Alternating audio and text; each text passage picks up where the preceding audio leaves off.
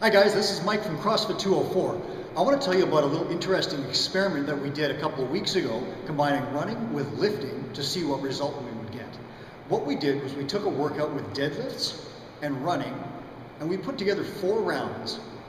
Each round was 5 minutes, and the key was you had to run around our block here, which is about 880 meters, something like that. And then you had the rest of the 5-minute period after the run to deadlift a weight as many times as you could.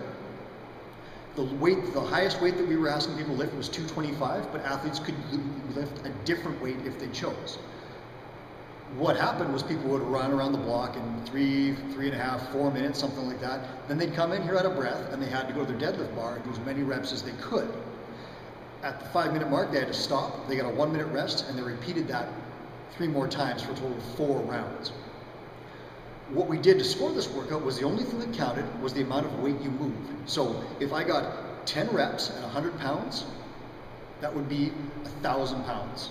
If I did that for 4 rounds, that would be a total score of 4,000 pounds. So we added up all the weight across all 4 rounds for a final total. What it did was it encouraged people to run faster to get more time on the bar. And it made people on the bar work really, really hard to lift weight with good form a lot of times to get a good score and a lot of volume. What we found was really interesting. I'll give you 3 different scores and let you compare them. What we had was, I'll give you my score. I did 62 reps at 225 for a total of 13,950 pounds. I'm not a great runner, so my first run was about 3:30. I came in about 4 after that, and maybe even a little bit less. So I didn't have a lot of time to deadlift. I'm okay at deadlifting, but I wasn't a good runner, so I didn't leave myself a lot of time on the bar. Mike Booth did 117 reps at 125 pounds for a total volume of 14,625 pounds. So you look at that, Mike's an excellent runner, and I think he even said he got too much time on the barbell. But he was an excellent runner, could run around very quickly, get back to the bar, and he managed to lift more weight than me at a smaller load on the bar, but he did way more reps for total volume. One of our strong athletes, a pretty good runner and a very strong deadlifter, did the workout, and he got 79 reps at 225 for a grand total of 17,775 pounds. So he ran pretty well, deadlifted really well, and got a score that beat both me and Mike. What this tells us is that to be a really great athlete, at least in the CrossFit sense, we want to be competent in a bunch of different things. So if you can deadlift 600 pounds once, but you can't run around the block in under 5 minutes, you're not going to get a very good score on that workout because you're not going to have enough time to lift. On the other hand, if you can run really, really fast, but you don't have the capacity to deadlift a lot, you're not going to get a good score either. So you look, I'm not a great runner, didn't leave myself a lot of time. Mike's an excellent runner, not quite as strong, he beat my score. And then we have someone who's pretty good in both domains and puts up a score that's well above what me and Mike were able to do. So that's kind of an illustration of what we're trying to do in CrossFit. We're trying to create people who are good across all different aspects of fitness.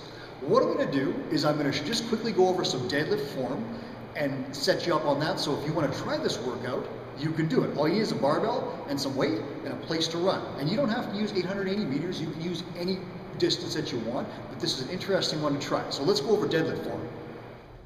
All right, the deadlift. The deadlift is the best way to pick something up off the ground. If you drop your keys and have to bend over and pick them up, that's a deadlift. You're picking something up from a dead stop off the ground. Whatever you do in life, whether it's moving a child, a dog, another pet, a bag of groceries, whatever, when you pick something up off the ground, you should do it with safe mechanics. Always see people lifting with a round back. That's not what we want to do. We want to pick something off the ground with a safe back position. When they talk about lifting with your legs, not your back, what they mean is don't round your back and roll up with it.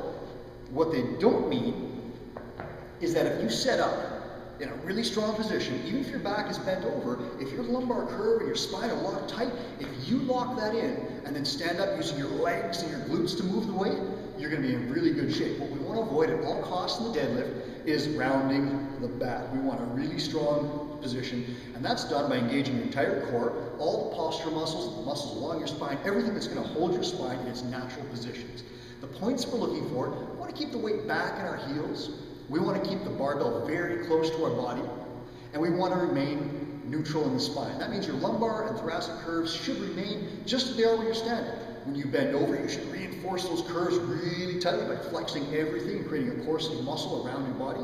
We want to use that position and then stand up, keeping the bar very close to our body.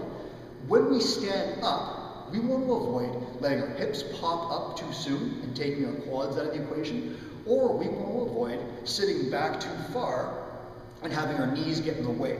I'm going to show you some good form and some bad form, and then we'll explain exactly what we're looking for. All right, here's some bad reps.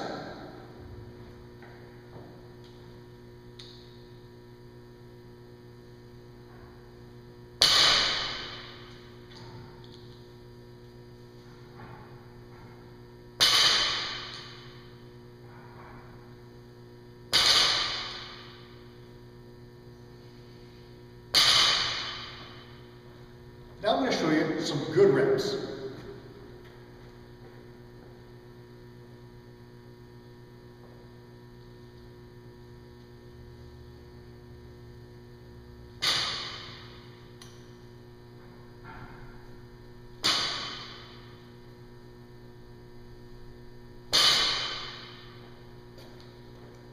Okay, now we'll talk about it.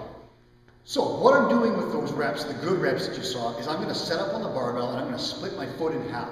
Not the part of my foot that I can see, but my entire foot. So it's going to be almost over the knot of my shoelaces, or very close to it. From there, I'm going to hinge over, I'm going to reach down, grab the bar, and I'm going to pull the bar very close to my shins. From there, I'm going to pull my chest into a tight position. And I don't mean overarch your back, but I mean pull your chest so that it's going to be in a tight position and maintains the natural curve of your back. Arching overly is just as bad as rounding. You want a natural curve of your back. From there, I'm going to set my core, and then I'm going to push through my feet so that my hips and shoulders rise at the exact same rate.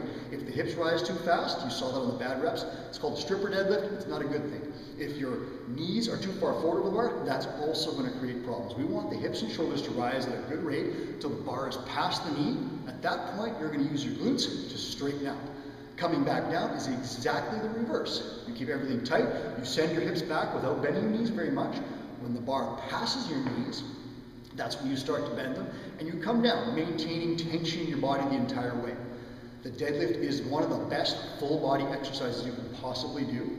And if you're going to pick something up off the ground, whatever that thing might be, you might as well do it with a really safe, strong back. If you learn how to deadlift 500 pounds in a gym in a safe setting with a bar that's perfectly balanced, you'll be able to deadlift 200 pounds when it's super awkward. Bag something, a mattress, you'll be able to do that with a safe back in less than ideal positioning. And you'll be a whole lot stronger in the legs and the core.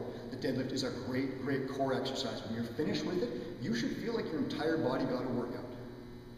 So what I'd like you to try is set up a distance. Set up a run, come back to that bar, set up with perfect form, and do some deadlifts. Do maybe 3 or 4 rounds of that.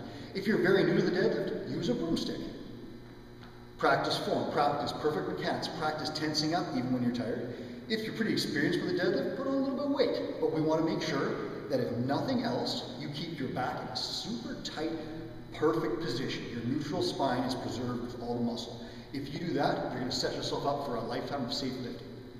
Try the workout out, run a distance, do some deadlifts, see if you can beat our totals on the board, and we'll talk to you next time. Thanks again to Mike Booth and Massage Athletica for including us in his newsletter. And Mike from CrossFit 204, you can check out all the workouts we do at CrossFit204.com. Thanks.